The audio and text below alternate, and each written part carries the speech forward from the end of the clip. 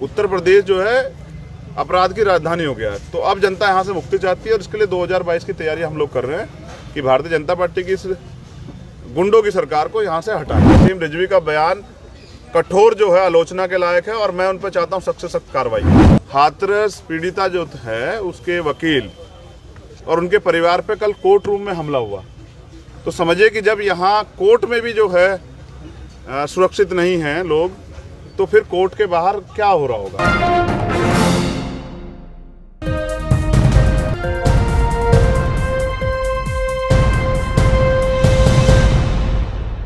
बुलंदशहर मेरी कर्म भूमि, भले ही मैं जन्मा सहारनपुर में हूँ, लेकिन ये मेरी कर्म भूमि है। यहाँ के लोगों ने मेरे ऊपर भरोसा किया। जब मैं पहला चुनाव लड़ने के लिए विधानसभा यहाँ आया तो इन्होंने मेरे ऊपर भरोसा भी किया, विश्वास भी किया और मुझे सपोर्ट भी किया।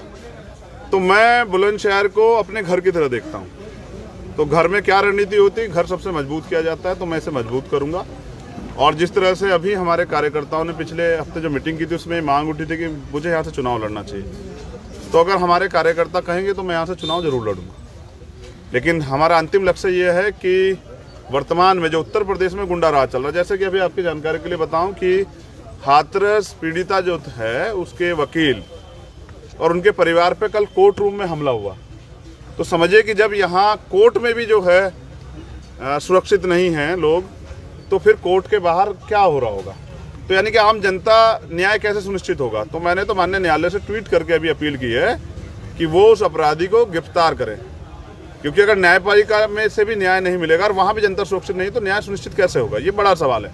उत्तर प्रदेश जो है अपराध की राजधानी हो गया है, तो अब जनता यहाँ से मुक्ति चाहती है और इसके लिए 2022 की तैयारी हम लोग कर रहे हैं कि भारतीय जनता पार्टी की इस गुंडों की सरकार को यहाँ से हटाया जाए। बुलंदशहर को कितना लकी मानते हैं अपने लिए? पहली बार बाई इलेक्शन में आपने पहले प्रत्याशी को अपनी पार्टी से बुलंदशहर से उतारा था जी, तो कितना लकी मानते हैं बुलंदशहर को? और किस विधानसभा से आप लड़ना चाहेंगे? अगर आप लड़ते तो किस विधानसभा? जैसा हमारे जिला अध्यक्ष जी और हमारी पार्टी के नेता आदेश करेंगे, क्योंकि मैं तो आजाद समाज पार्टी कार्यकर्ता, हमारा लोकतंत्र है, जो कोर कमेटी तय करेगी, जो हमारे जिले के संगठन के लोग तय करेंगे वही होगा।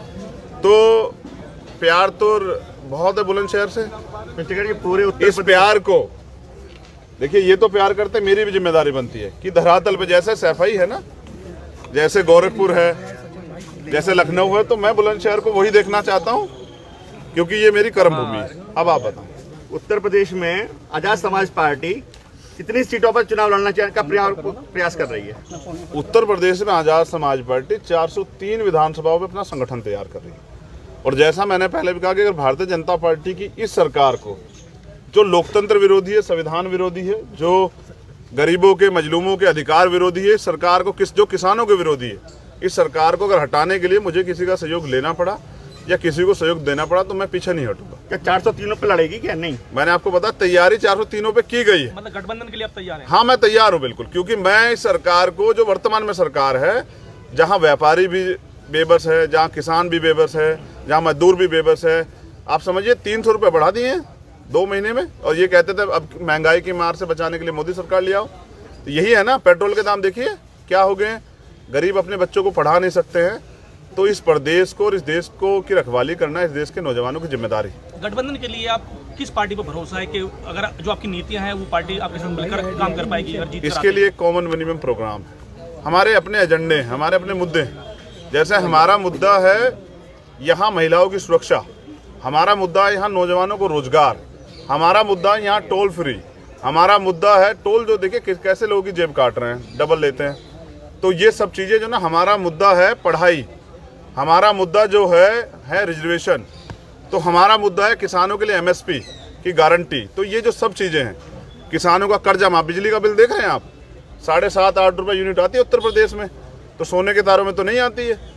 तो ये सरकार तो छलावा कर रही है, धोखा कर रही है, धर्म से पेट नहीं भरा जा सकता। चंद्रशेखर जी, भाजपा को वसीम रिजवी ने सुप्रीम कोर्ट में कुरान पाक को लेकर के एक याचिका दाखिल की, जिसके कई पार्टी विरोध में आई, उसको लेकर के आपकी पार्टी ने क्या किया? देखिए, मेरा सबसे पहले मेरा स्टैंड था कि ये गलत है। देखिए, भारत में धार्मिक स्वतंत्रता है और इसलिए के लिए कॉन्स्टिट्यूशन के आर्टिकल 25-26 है, किसी भी धर्म पे या उसके धर्म के मानने वाले लोगों के साथ खिलवाड़ नहीं हो सकती। वसीम रिजवी का बयान कठोर जो है आलोचना के लायक है और मैं उन पर चाहता हूँ सख्त से सख्त कार्रवाई।